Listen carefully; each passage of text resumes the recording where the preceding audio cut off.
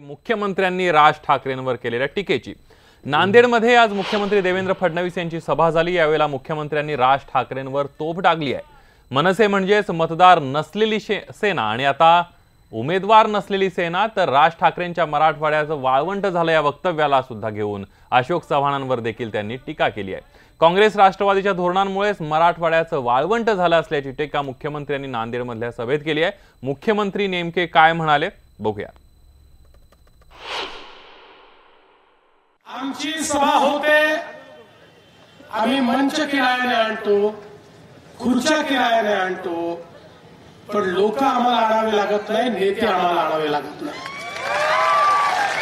अशोकरावांची अवस्था बघा,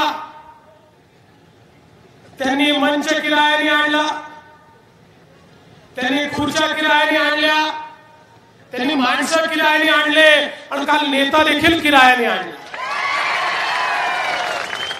किरायानं नेता आणि किरायानं पक्ष आणून आपल्या समर्थनार्थ भाषण आता अशोकराव करत आहेत। पण अशोकराव, तुम्ही कोणाला आणलं या ठिकाणी? कोणाला आणलं? अरे बाबा, काय अवस्था आहे त्या राज ठाकरे त्यांच्या मनसेची।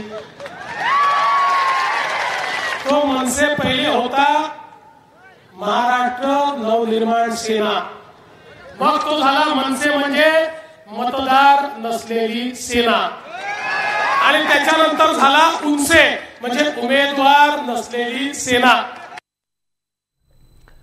आपण बघितलं मुख्यमंत्र्यांनी राज ठाकरेंवर सडकून टीका केली। बघूया पुढची बातमी। पुण्याचे पालकमंत्री आणि लोकसभेचे भाजप उमेदवार गिरीश बापट यांनी तुळशीबाग राम मंदिराला आज भेट दिली।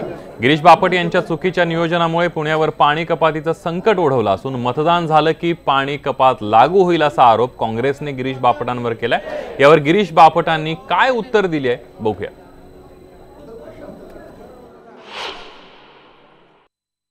पाऊस जेवढा पडतो त्याच प्रमाणामध्ये पाणी देतो। 15 साली थोडासा प्रॉब्लेम होता, मागच्या 3 वर्षात काही नव्हता। यावर्षी 18% पाऊस कमी पडला, परतीचा पाऊस आला नाही, तरी पुणेकरांना आम्ही चांगल्याच पद्धतीनं आहे ते पाणी देणार आहोत। मला असं वाटतं की पाण्यासारखा विषय हा राजकारणाच्या पलीकडे आहे, पण ज्यांना पाण्यात राजकारण करायचं आहे त्यांना पुणेकर पाण्यात बुडवल्याशिवाय राहणार।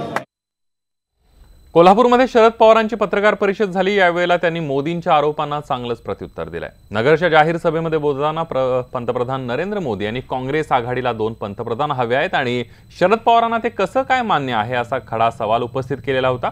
त्यावर शरद पवार यांनी स्पष्टीकरण देत 2 पंतप्रधान आले कुठून असा सवाल उपस्थित केलाय।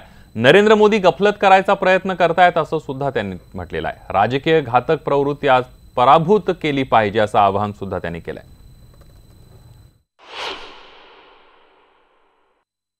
अरे शरद राव, आपने तो देश के नाम पर कांग्रेस छोड़ दी थी, कांग्रेस को तोड़ दी थी। अब देश में 2 प्रधानमंत्री होने की बात पर आप कब तक चुप रहोगे? कब तक चुप रहोगे? आपके साथी खुलेआम भारत में 2 प्रधानमंत्री होने की बात कर रहे हैं।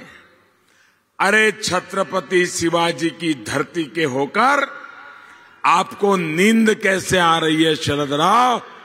यापूर्वी घरात मोदींनी घराण्यावर तुमच्या टीका केली, घरातली जे वाद आहेत ते आहेत असं सांगितलं, पण कालच्या सभेमध्ये त्यांनी बोलताना असं म्हटलंय 2 पंतप्रधान हे पवारांना मान्य आहेत का, आणि ते विदेशी चष्म्यातून राजकारणाकडे बघतात का? राष्ट्रवाद मान्य नाही का? 2 पंतप्रधान अनेक होत्या, एक आहे मिळतील 2003 मिळतील, या देशात घेतलेलं एकच पंतप्रधान असतो, त्यामुळे हे 2 पंतप्रधानांचा प्रश्न आणला होता। प्रश्न तो वेगळा होता।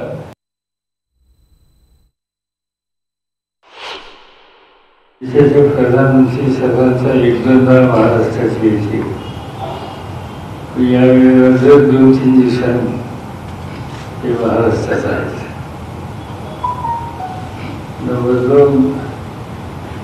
त्यांच्या प्रत्येक सभेमध्ये त्यांनी माझ्याबद्दलचं प्रेम व्यक्त केलेले। पहिली सभा तुमच्या वर्ध्याची असो, नांदेडची असो, अहमदनगरची असो, औषधीची असो, तर प्रत्येक सभेमध्ये शरद पवार हा कॉमन विषय त्याच्या मनामध्ये दिसतोय. याचा अर्थ आपलं बरंच चाललंय असं मी समजतो. तसंच यावेळेला शरद पवार यांनी मनसेबाबत आपली भूमिका सुद्धा जाहीर केली. बघूयात.